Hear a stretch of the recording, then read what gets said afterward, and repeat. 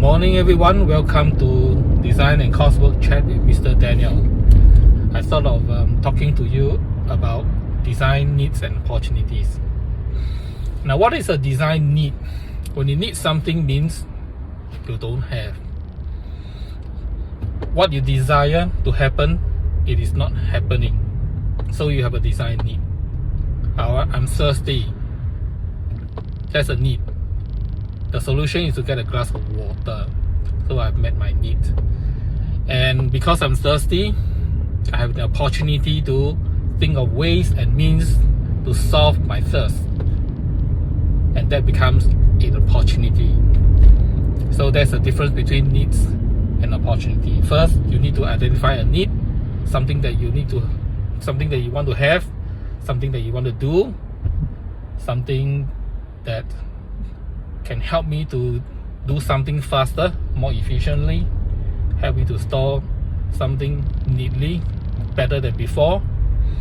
And then once you can identify those, you have an opportunity to design a solution to meet the need.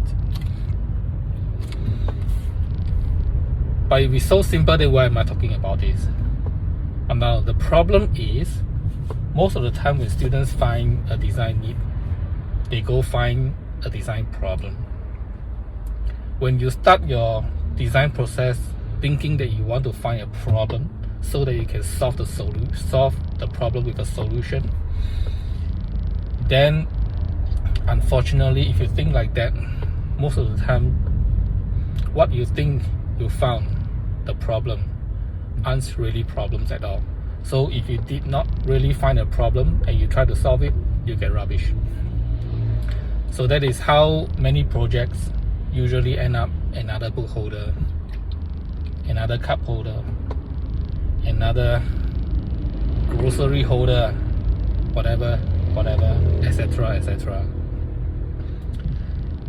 So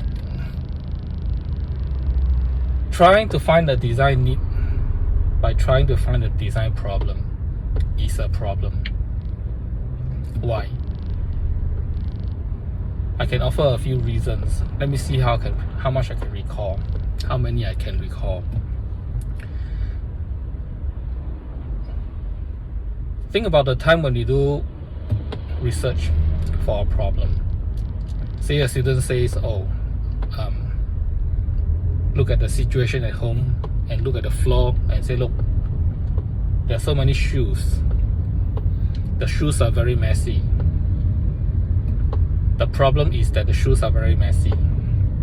But is the problem the shoes are messy? Or the problem is the user who did not bother to stack the shoes neatly or to use the rack that was already pre-installed?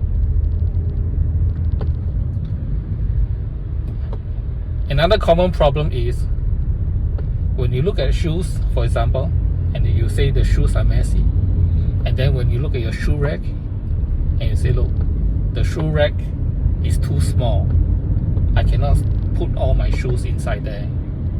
Then you say, okay, because the shoe rack is too small, the shoes are very messy on the floor, so I want to design and make a shoe rack. Boom, best.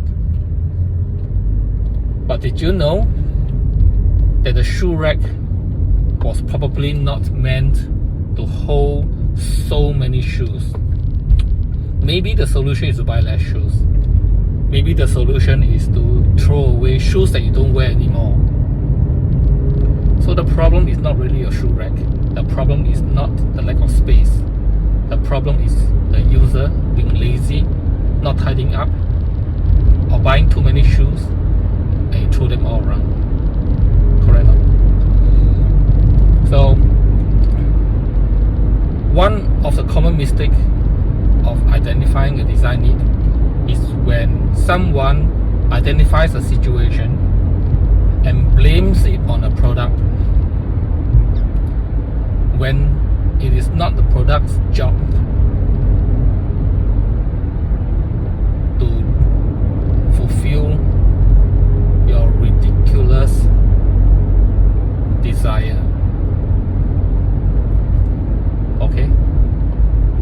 fridge is full. I cannot put eggs. Not enough space for eggs. But your egg tray is already full with 12 eggs. And you buy another 12. Of course, you don't have enough space for your eggs. The bookshelf is already full, and you buy a few more magazines and books. Of course, you don't have space for your books in the bookshelf. It was not meant to carry more books or to store more books.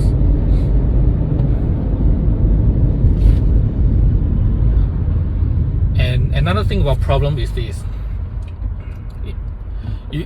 It is very difficult to find a problem. In fact, it is almost impossible. You do not go find a problem and say, I'm going to solve the problem. I bet you if you can find one problem, genuine problem that you can solve, you will be an inventor. Do you know how easy or how difficult it is to become an inventor? What is an inventor? When you invent something, that gadget, that item, that solution has never ever existed. There is hardly any more invention in this time of the day. So you cannot go around looking for problems. There are no problems anymore. The table is not drying. There are so many gadgets, products that can solve the problem. You can even use a hairdryer if you want. The floor is dirty. You have brooms, vacuum cleaners, robots. You don't have place to store a grocery or hold a grocery. There are many gadgets that helps you hold a grocery. You can use a trolley if you want to. You can use a bicycle with a pannier. So then, how do we identify design need and opportunity? What is there to design if that is the case? Exactly, nothing. There's no problem. So what to do? So you need to change the mindset. Do not think of identifying problems ever again. So when you look at needs and opportunities, you got to first think, how can I innovate? How can I improve things? How can I make things better? Whatever you need, you already have. Your books are messy. It is not really your fault. It is not your bookshelf's fault. It is not your teacher's fault. It's nobody's fault. Then it's whose fault? I don't know. Your bookshelf cannot carry your books. It's not big enough. One of the reasons I can think of is maybe you don't have the means to get a new bookshelf. There are some people who cannot afford a bookshelf. So the current bookshelf that I have is all that I have.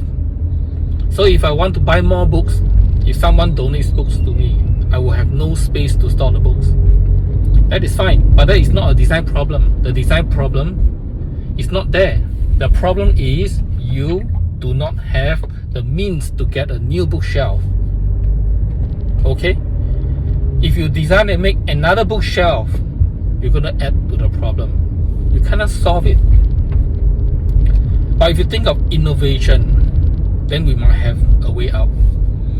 So if my bookshelf is full and I need to buy new books, then the way to think about it is, how can I keep the bookshelf with the same space? How can I design something that even with the space constraint that I have, with the current bookshelf and the current design, I can store the same number of books or more? That becomes a design opportunity. What can I do to a bookshelf so that in the future I can accommodate a range of numbers of books? What can I make better? That's innovation.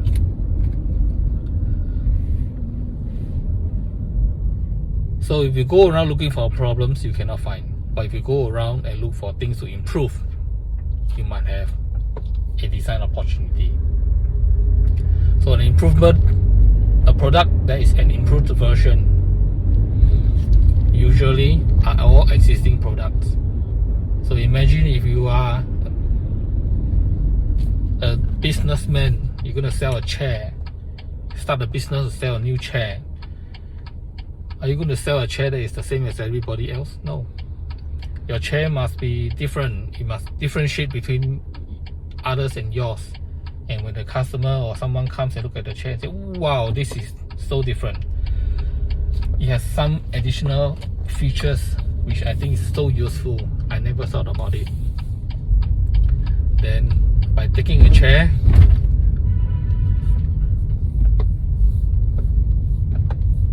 and modifying it, improving it,